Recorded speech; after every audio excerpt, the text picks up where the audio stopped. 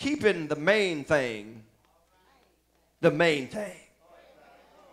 Let me say it how I want to say it. Keeping the main thing with an A. Thing is stronger than thing. Just the other day, Ferris, I set out to make my famous lemon-flavored tea. And just let you know, if you ain't had it, you missed something. I was successful, Dorothy, at acquiring the large pitcher all by myself from the cabinet. Didn't need no help. I didn't ask for Nicole. I was equally as successful, Sister Ford, at acquiring the large pitcher of tea that my wife so graciously purchases for me. Richardson, I was able all by myself to approach the filtered water on the sink, and I didn't even need to read the instructions. All I did was hit the lever up, and the water came out. And by this time, I'm full of confidence. So then what I did is I reached for my favorite red knife, the one I used, Patty, to cut the lemon into 4 squares. I'm doing good. I'm doing good. I got all kind of confidence now. So now I go to the cupboard and get the equally red measuring cup because stuff need to match. And I use the measuring cup to transfer the tea from the container into the pitcher. But as I got ready to do my thing, I noticed something. As I really got ready to do my thing, I recognized that I didn't have a lemon. I had my mind set on doing something, but I had forgotten, Sean, the main thing, which in my case was the lemon. Because remember, I said that my famous living flavored tea, and I don't like that lemon juice in the bottle. I want to squeeze a live lemon to get the juice. So I know it's coming straight from the lemon.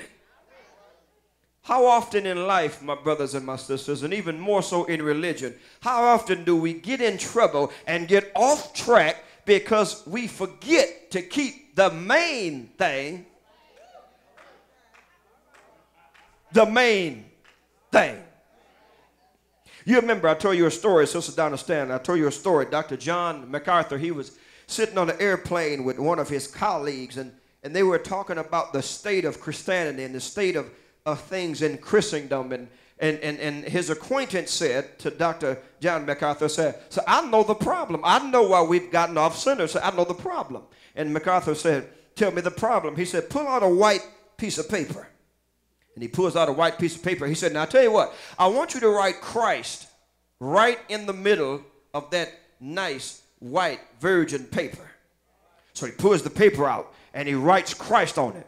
Now he said, now what I want you to do is I want you to just write on the paper everything that we're arguing and bickering about. They started writing down women preachers. He started writing down this and that and Kathleen this and that and this and that and this and that. And it wasn't 3 minutes before the man told him, said, now stop, Dr. MacArthur. Said, now look on your paper.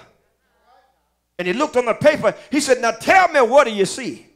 He said, well, all I see is a lot of scribbles. He said, now remember now, we started off with Christ, who's the main thing, but this is what we did, Deacon Richardson. We've smothered Christ with everything that don't make a difference. He said, we have forgotten to keep the main thing the main thing.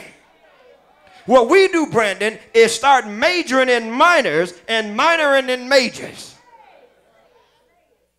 My wife and I, we were privileged on 2 occasions. In the year of 2000, we were one of the 10 electorate votes that was able to cast our vote in the National Baptist Convention USA Incorporated. So we flew down with some other ones to Tampa, Florida, and stayed right across from the Busch Gardens. And I believe that Thursday was the voting day. And all during the week, they had there was about 10 candidates that were running for president. And each one of them got up and gave their spiel why you should vote for this one or that one. And Dr. Shaw got up. And everybody was telling about the state of the convention, which back then they said there was 8 8.25 million members. I don't know where they got that figure from, but even though we would go with that, Dr. Shaw said, I know the problem that the convention is having. Everybody else came up with these long things about what they would do, these long dissertations, and you do know the longer somebody talk, they're going to end up lying. You can't talk that long without telling a lie. If you keep on talking, you're going to start lying. You had the presidents up there telling what they would do and what this and that, and Dr. Shaw said, I know what the problem is. He said, I need just everybody to look at the banners that we have floating around. He said, on the banner, you have the convention of the president's name. On the banner, you have the secretary of the convention's name. On the banner, you have the dean's name. On the banner, you have the Congress of Christian Education. He said, but I don't see Christ nowhere on the banner. You feel me? He said, what we've done is we have forgotten to keep the main thing. And the stuff that was going on around in the convention was indicative of the banner. See, Jesus wasn't on the banner, and as a result of not him being on the banner, it manifests in him not being in the convention. Anytime you take up an offering and take it back to the hotel and count it and bring it back the next day, that lets you know something ain't right. It was just as simple. He said, what's wrong is y'all have forgotten to put Jesus in the convention. The president's name, the dean's name, the secretary's name. He said, where is Jesus? Denise, in the midst of our religiosity, we forget to keep the main thing. The main thing. Then we went down to New Orleans in 2004 and stayed right down a minute's walk from Bourbon Street, and that got to be the closest thing to Sodom and Gomorrah we've ever seen.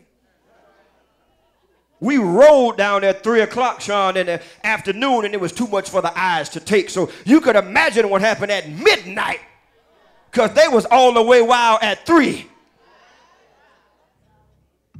We went down and voted again for President Shaw so that we can keep Jesus' name in the convention. Even now, Brandon, you're bumping the people on the street and they want to argue. If you're baptized, if you have to baptize, how do you do it? Do you dip? Do you sprinkle? Should women preach? Who name you baptize in? All that stuff has nothing to do with the main thing, and the main thing is Jesus. Yeah. I'm glad Dr. Luke records this lesson for us, Kevin Ford. He records this, the only Gentile writer of the New Testament. He records this last meeting with Christ with us because Dr. Luke wanted us to know that if you're going to really do something for Jesus, you need to make sure that you keep the main thing, the main thing. He records this last meeting with his disciples. He's on earth and he's talking and he's getting ready to ascend back into heaven to talk with his Father. And Dr. Luke records this message for us, if you will. He lets us in on this conversation, and he shows us in Acts chapter 1, verses 1 through 8, he shows us that Jesus both commands and commissions his men to reach the world with his message. Sister LeBlanc, he reminds them of what the central focus of his message, of their message, should be. He reminded them that you need to keep the main thing, Delbert, the main thing. He even had to come a little distraction that we have right before us in verses 6 and 7. Look at it now. The disciples wanted to talk about future things when Jesus is trying to conduct the world's first mission conference. They want to turn it into a prophecy conference. They want to know when you going to hook us up. When is it now? When you going to restore again the kingdom of Israel? Jesus tells them that times and seasons ain't your concern. And Brenda Nolan, I don't see anywhere here after all these years where nothing has changed. Our duty is not to get entangled up in future events or any other theological disputes that takes us away from the main thing. Verse 8 is very clear. Every believer is commissioned and commanded and constructed to share the gospel with the dying world. As we share this gospel, there are some musts that we must adhere to as it relates to us keeping the main thing the main thing. Brother Arthur Brown, the first thing that this verse, and it's all in verse 8, tells us is, first of all, we must have the right message. We must have the right message. And if you break that word down, message, and Brother Patrick Hale says this so eloquently, Sean, a lot of us, unfortunately, are doing just that. We preaching a lot of mess in this age. Yeah, we preaching a lot of mess. And he wants us to preach the message, not mess in this age. Remember, he said, by the foolishness of preaching is man saved, not by foolish preaching. By the foolishness of preaching. Because unfortunately, you can hear some sermons and some things listened to for an hour and the preacher don't say nothing about Jesus. Sweet potato pie and who your son got pregnant in whose basement. What that got to do with the gospel? Folk don't come to church for you to hear your problems. They come to hear about a problem solver named Jesus. We must have the right message, Denise. Look at verse 8. Jesus tells his men that you are to be witnesses, watch what he said, unto me. In other words, you are to talk about me. You are to uplift me. You ought to highlight me. You ought to talk about me. You ought to highlight me. You ought to thank me. You ought to drink me. You ought to eat me. You ought to sleep me. Tell somebody, witnesses unto me. That's right there in verse 8. He was telling them that I am to be the sole focus of your message. I read nowhere in the Bible, Denise, where that has changed. Remember now, our primary purpose is to lead men, women, boys, and girls to believe in Jesus Christ, the light of the world. That's our mission. In a real sense, stay with me now. In the real sense, Michael Campbell, the Christian's purpose is not to organize. Stay with me. The Christian's purpose is not to administer. The Christian's purpose is not to oversee. The Christian's purpose is not to manage. The Christian's purpose, Eric, is not to teach. The Christian purpose, Candace, is not to teach. Our purpose is to lead men and women to believe in Jesus Christ, our living Lord. Everything else is method, not purpose. Let me give an example. My purpose is not to preach. Preaching is a method I use to accomplish my purpose. The bus gonna have to come back by. Some of y'all just got left. My purpose is not to teach. Teaching is a method I use to accomplish the purpose.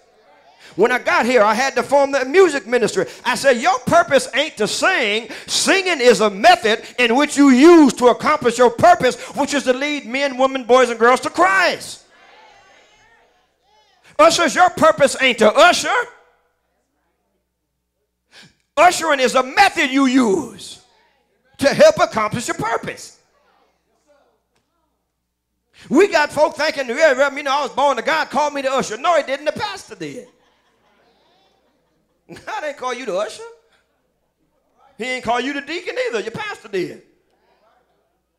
And we heard on Thursday, the same one that appoint you can disappoint. Because see, some deacons think once you're a deacon, you deacon for life. No, you ain't. You deacon as long as the pastor wants you to be. Because see, and then we think, well, your deaconship move churches. No. Just because you help him don't mean you can help me. That's just teaching. Yeah. So what I'm saying, those things that we think are our purpose is actually a method that we use to accomplish the purpose. Okay? For far too long, what we have done, we have confused methods with purpose. And as a result, millions of people, Reverend Queen, is going to hell and being deceived because the church is confusing methods with purpose. And the purpose is to bring them salvation through Christ, through faith, That's the purpose. We are simply telling the world.